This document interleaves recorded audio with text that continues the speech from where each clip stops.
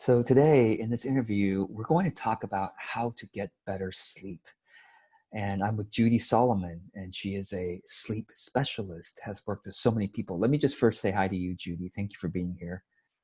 Hi, George. Thank you for having me. Yeah. So let me give the audience your background, and then we'll get into this conversation about getting better sleep. So Judy has 13 years of experience working with over 500 people, giving more than 3,000 treatment sessions regarding helping people with sleep, and so that people can wake up energized, refreshed, and really to ready to use their creativity and strength to share their gifts with the world. She works with a lot of business owners too. So Judy has discovered a natural and holistic approach to sleep better because she herself had struggled with insomnia for many years. And her passion now is to really help business owners transform their sleep without using sleeping pills and things like that. So Judy, welcome and thank you for being here.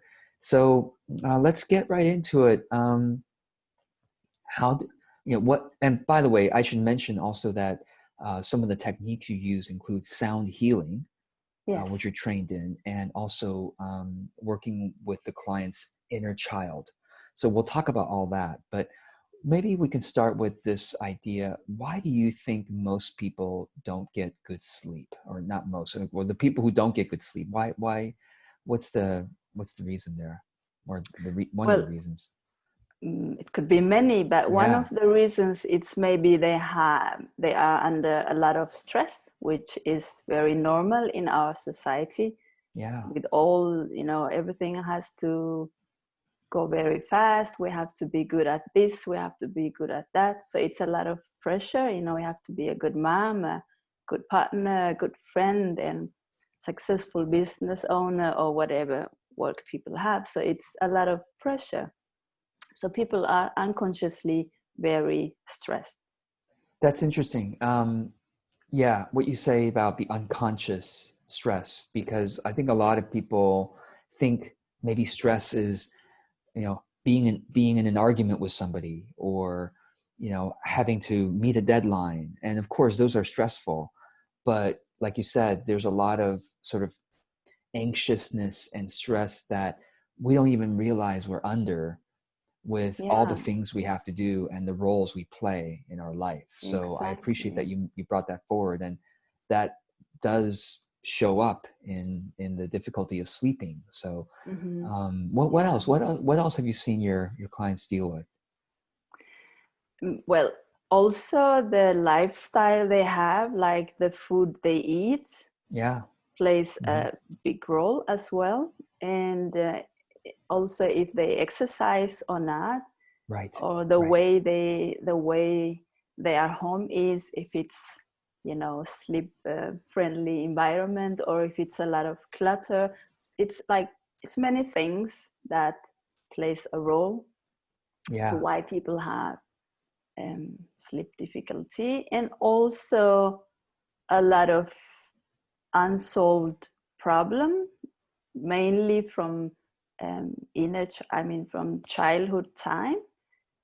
So that plays a huge role also, but people are not, of course, aware of it, because it's like you know it's in the past, things that happen in my Yeah. childhood, it's in the past, so it has But nothing to it's do with, but Yeah, it's but it's still deeply the. ingrained. It's kind of subconsciously Yes. um, kind of controlling different aspects of our psyche, right?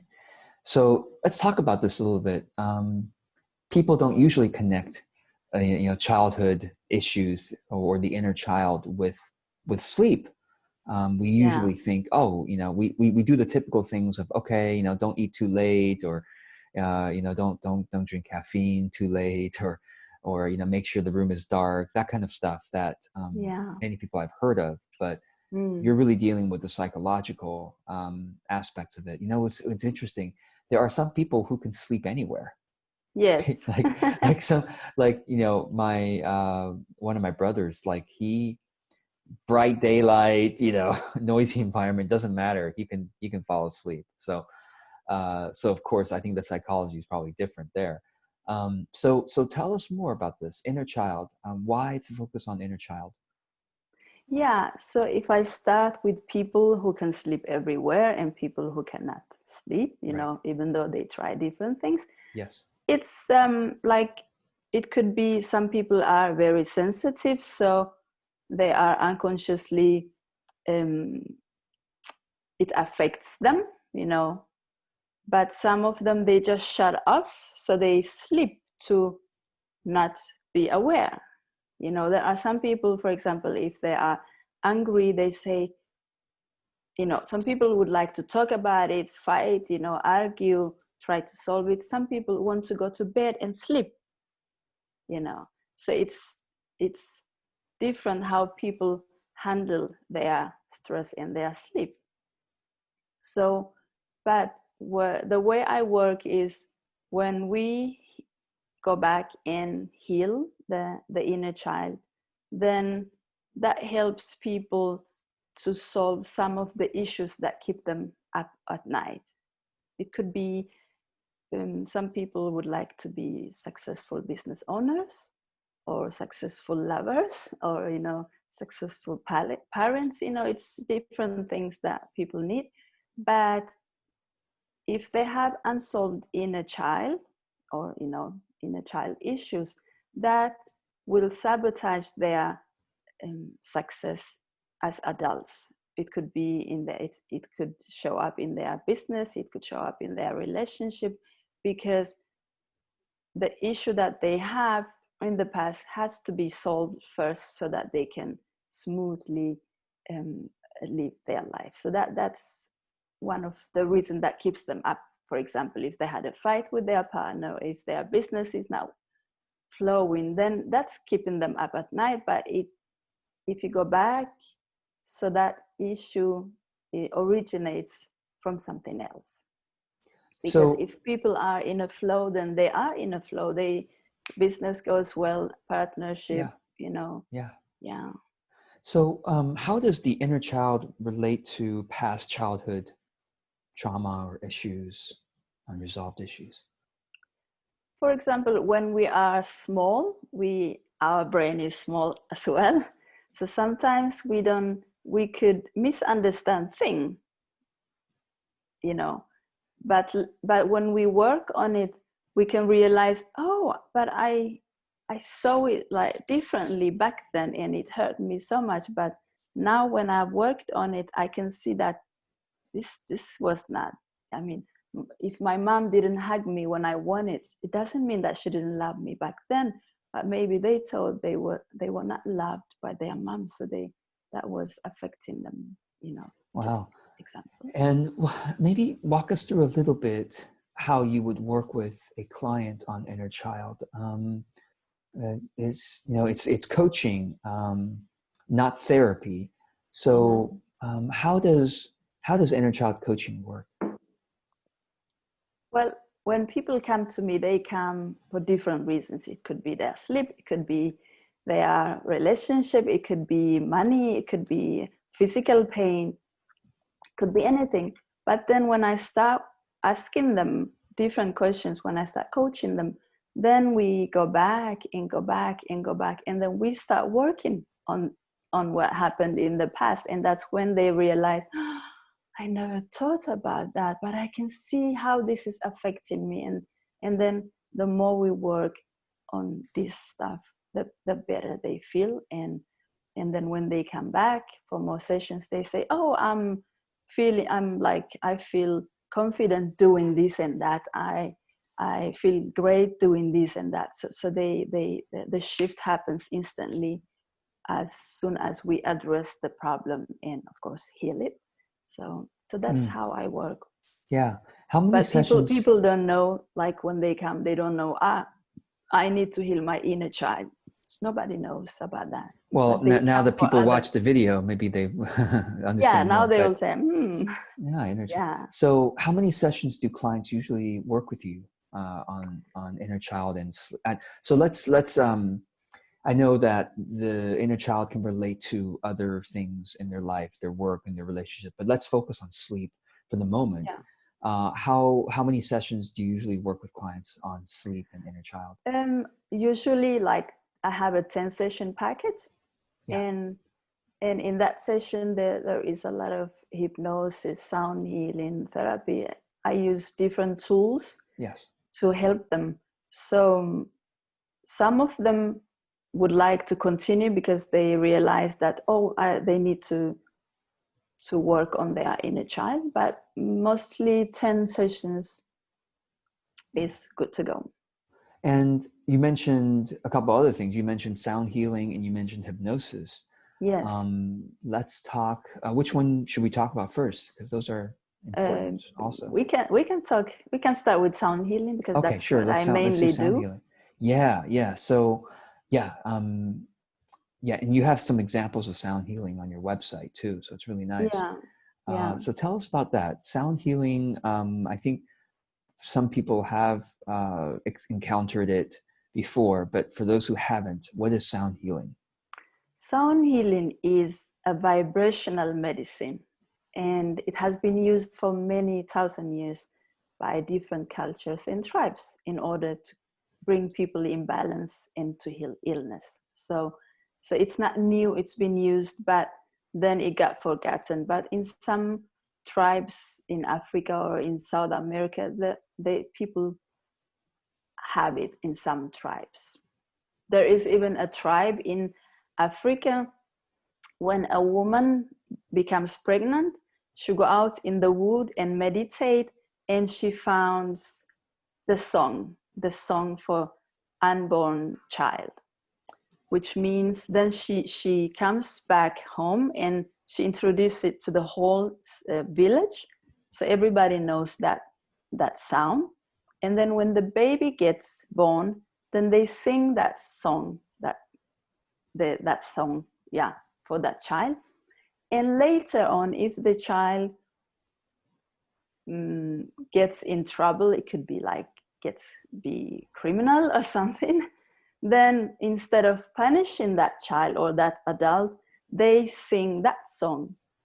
So that's the way they bring the child, or like the soul, back to its original. So Wow, that's sound healing beautiful. is, Yeah. yeah, it's very beautiful. So sound healing is very, very powerful and effective tool to use. So I don't know if you're able to give a little sample of that now. I don't want to put you on the spot, but there's also videos on your website that gives a sense of that. Yeah, I think it's better that people watch it on Yeah, my that's the website videos. Yeah. because, Okay. yeah. Good. And so how do you work sound healing with your clients? Uh, do you somehow sense, like, is it a different song for everybody? Yeah. Yeah, it's different sounds for everybody and different sounds for every situation, because when a person comes to me first time and I intuitive after the coaching part, like when I found out where this issue originates from, then I intuitively channel the sounds, and then I start to sense where in their body the blockage is located. So I start projecting the different sound frequency to the different parts of that client. So sometimes I see it in the pictures when I start sound healing. Then I see it in pictures, like the issue. Yeah. And of course, these days we do just about everything online. Mm-hmm. You're able to, have you delivered this kind of healing on virtually as well? Yeah. And people loves it, especially people in the States. They are very open. They are used to online because it's big. Yeah. Yeah. So yeah, Okay. people, yeah, That's great. Canada, Yeah, that's great. Switzerland, yeah. So we've talked about inner child a little bit. We've touched on sound healing. You combine these things, but you also mentioned hypnosis. Do you want to say a bit about that? Yeah, what happens with hypnosis is um,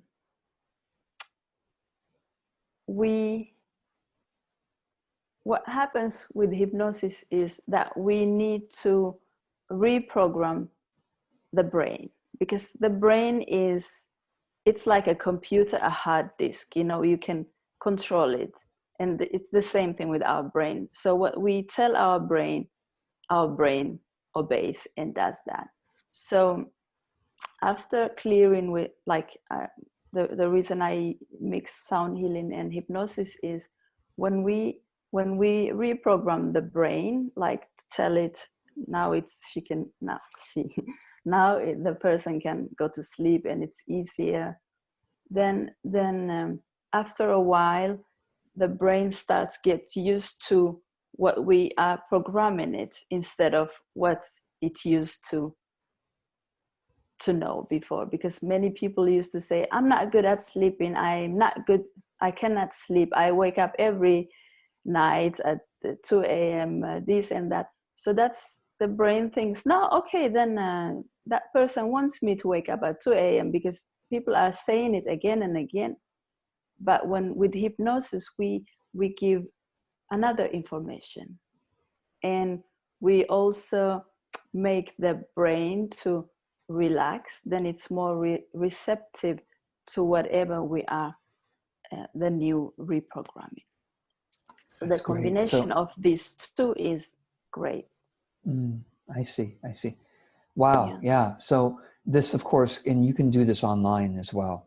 Yes, everything can be done online. Yeah. Amazing. Is there anything else you want to share with us about getting better sleep? Any other kind of advice or things that we should be aware of? Yeah, I mean, first I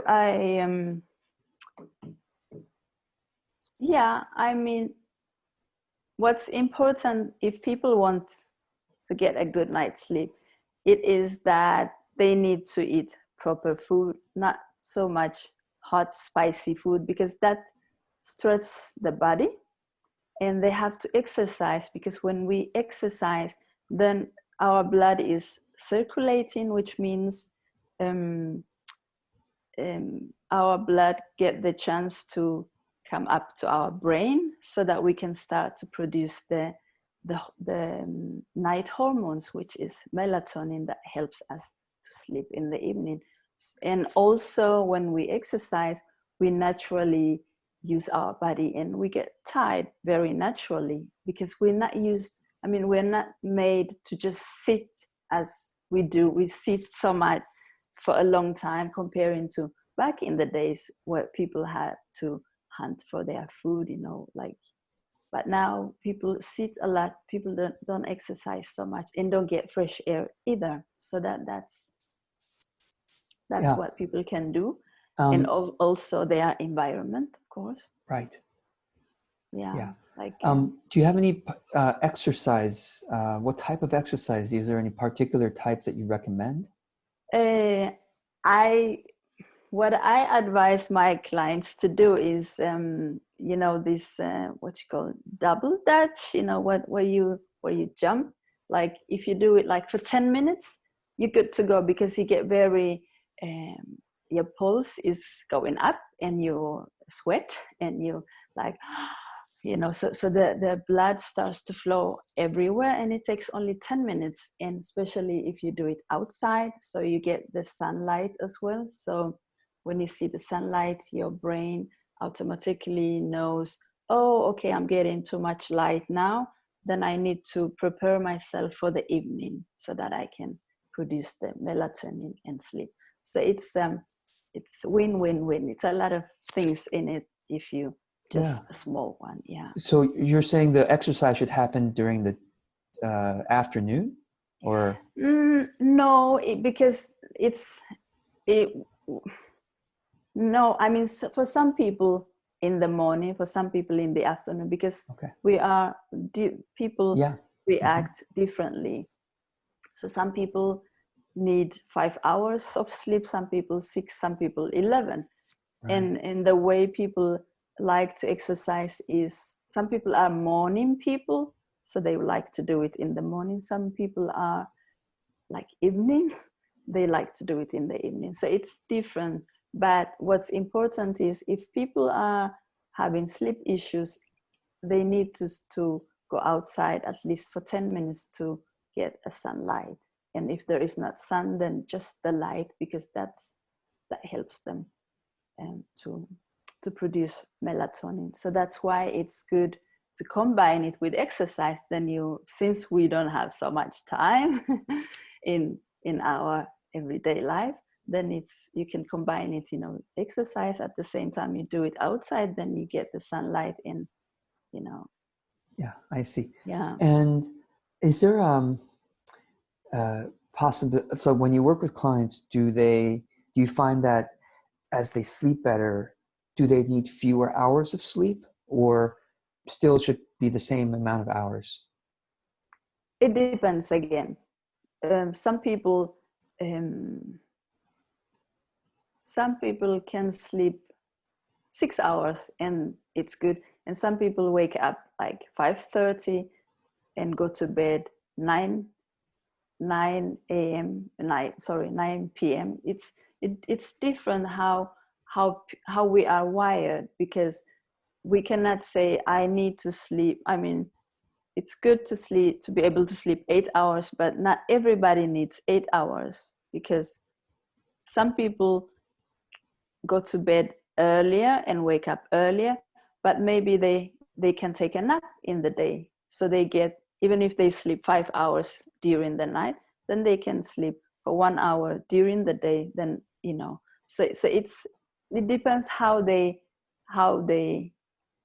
it fits their system. And that's why I like to have one-on-one session with them first, so that we can customize it how it fits for their type of person. Great. So you work with clients one-to-one, and you also have an online course that I want you to talk about, because that's a way for people to experience your work. Yes. So tell us about the course. I will be looking at my notes at please, the same time, feel free. so that I don't miss anything. Give some details. It's a 5-week course online, and the people, they get one module every week, and then in and that what are the module, modules about?